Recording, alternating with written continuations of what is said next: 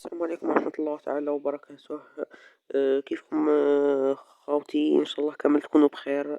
معكم في حلقة جديدة مع مربطون بالجزائر. إن شاء الله يرفد علينا هذا الوباء إن شاء الله. اليوم معكم في حلقة حول مرض الجدري والأسباب وكيفية العلاج. ان شاء الله كل هذا واكثر ان شاء الله نوضحوه لكم في هذا الفيديو. ما تنسوناش خوتي اشتركوا بالقناة وفعلوا الجرس ليصلكم كل جديد، ونرجو منكم الضغط على زر اللايك وتركوا لنا تعليق واش خصكم واللايك تاني تدعمونا لنستمر في القناة، في تطوير القناة. أه نبدأ في حلقتنا تاع اليوم. بسم الله. يعني الحلقة تاع اليوم راح تكون مهمة جدا، يعني نرجو منكم أن تتابعوا كل الحلقة. كيف الجدري من أين يأتي؟ يعني الجدري يعني ممكن تجده حول العينين في أي مكان من جسم الطائر. يعني كثيرا ما نجد الجدري في رجل الطائر، يعني نجد تقشرات وانتفاخ رجل الطائر. يعني هذه بداية الجدري. يعني عندما لا نعالج الجدري في المراحل الأولى يتطور. عندما يتطور لن نتمكن من علاج الطائر وسيؤدي إلى الموت. يعني لا، وهو مرض معدي. يعني عندما يكون عندك طائر مصاب بالجدري لا تضعه أي مع أي طائر، يعني في قفص وحده وفي مكان لوحده.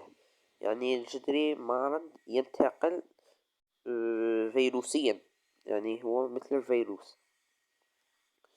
يعني فحص المنقار والأرجل. يعني هناك يأتي في المنقار وترى الطير خامل، وترى يعني كثيرا ما نجد في الأرجل والعينين تساقط الريش حول العين و... أو حبة في جسم الطائر. يعني هذه كلها نرى أن الطائر مصاب بالجدري. أما عن الأسباب هي عدم الاهتمام بالطائر، مثل غسل قفص الطائر كل أسبوع و... يعني مرتين في الأسبوع، الاثنين والجمعة. والاثنين نغسل أرضية قفص الطائر. أما الجمعة نغسل كل أواني الطائر. يعني نحافظ على صحة طيورنا وسلامتها أما عن السبب الثاني هو آه، ال-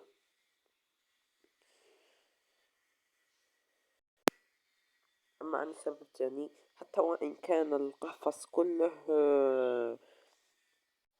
نظيفا، فالسبب الثاني هو الإهمال في تبديل الأكل وال وال الشرب للطائر. يعني عندما نترك الماء للطائر فترة طويلة، يعني سيتجمع البكتيريا التي ستشكل فيروسا للطائر عندما يشرب ذلك الماء. يعني هو يشرب فيه فيروسات، وتلك الفيروسات ستقوم يعني كلنا نعرف أن الفيروس هو مرض والمرض يعني يؤدي يعني الطائر ليس لديه مناعة قوية. وبما أن ليس له مناعة قوية سيموت.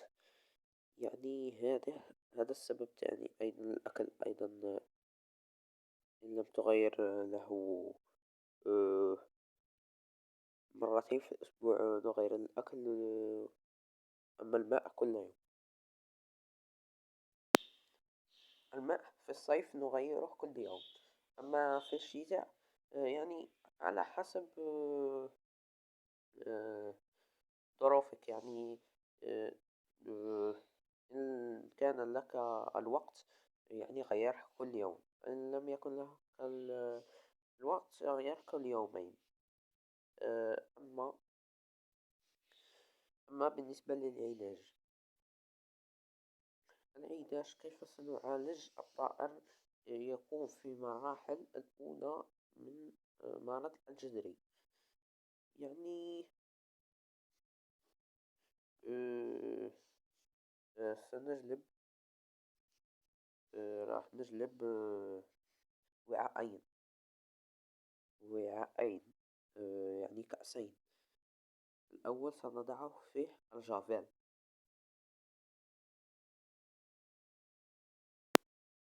كما قلنا، الأول راح نضع فيه الجافيل،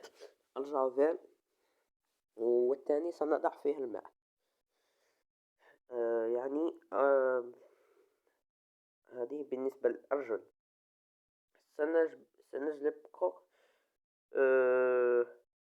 قنتيش، ولا أو ندخل رجل الطائر في ماء الجافيل إن كنتم تستطيعون. يعني أي نقطة في جسم الطائر أو العين، أو يشرب قليل من الجافيل سيموت على الفور. يعني كوتونتيش هي أفضل. تضع له في رجله، تمسح له جيدا، ثم لمدة دقيقة، ثم نتركها قليلا قليلا، يعني 5 دقائق أو هكذا. ثم نغسل رجل الطائر في الماء، نغسلها جيدا جيدا. لأن إن بقى الجافيل في رجل الطائر ستنتج عنها أعراض أخرى. يعني نغسلها جيدا ونمسحها ب نمسحها لنضمن أن رجل الطائر ليس بها أي جافيل. يعني آه، هذه العملية نكررها كل يومين. يعني هي تنزع تلك الفيروسات ستنتزع من رجل الطائر. آه،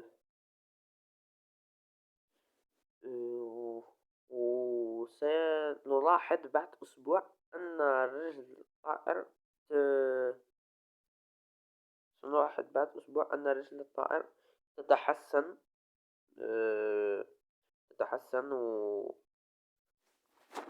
وسي... وسيشفى بإذن الله. يعني كل شيء بإذن الله. ثانيا آه،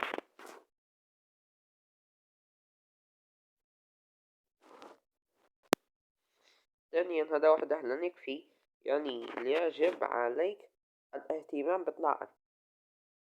يعني الطائر ديالك يجب أن تهتم به جيدا آه، ل- ليتحسن. يعني إن كان قفص الطائر آه، متسخا أو ما شابه، لن يشفى طائرك أبدا. وإن تطور هذا المرض لن تستطيع آه، يعني لا أقول لك لن تستطيع، ولكن بالنسبة ل يعني 80% أو 90% لن تستطيع علاجه.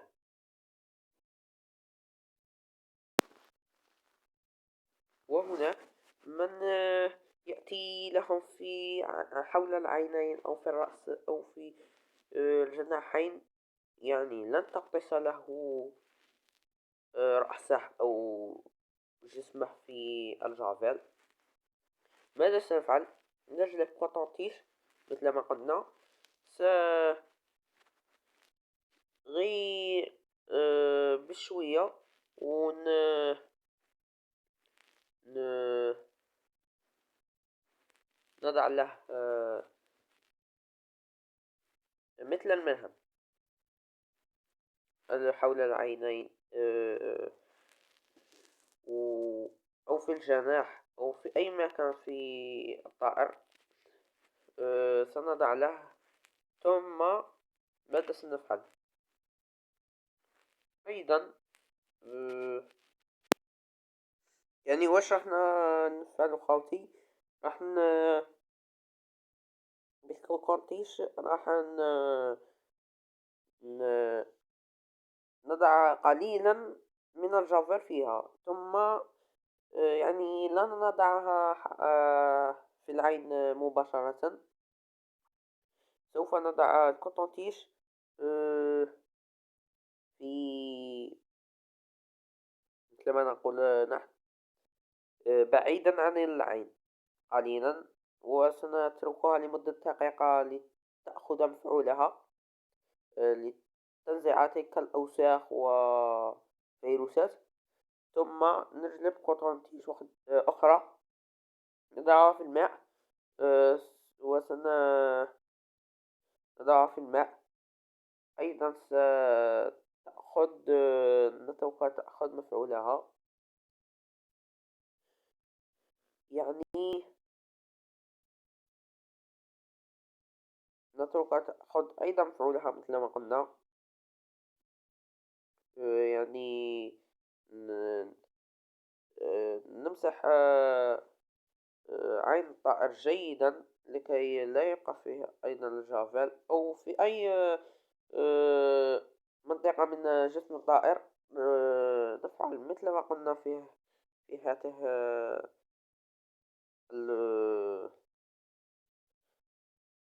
مثل ما قلنا في هذا الوصف. أما السبب الثالث، أنا نسيت أن نقول عن الأسباب. السبب الثالث أيضا في آه، الجذري هو أن تأتي لدغة ناموس. يعني لدغة أي لدغة من أي حشرة تكون سامة أو تحمل فيروسات. أيضا هي ستصيب الطائر بالجدري. أي لدغة ناموس أو حشرات، يعني أيضا هي ستؤثر على الطائر وستؤدي إلى مرضه. نكملنا حلقة اليوم. إن شاء الله تكون عجبتكم. إن شاء الله. إن شاء الله العام الجاي يكون موفق لينا وليكم إن شاء الله في الإنتاج. ربي يوفقنا ويوفقكم خاوتي. ما تنسوناش اشتركوا بالقناة، وفعلوا الجرس ليصلكم كل جديد، ونرجو الضغط على زر اللايك لدعمنا لنستمر في النشر. والسلام عليكم ورحمة الله تعالى وبركاته.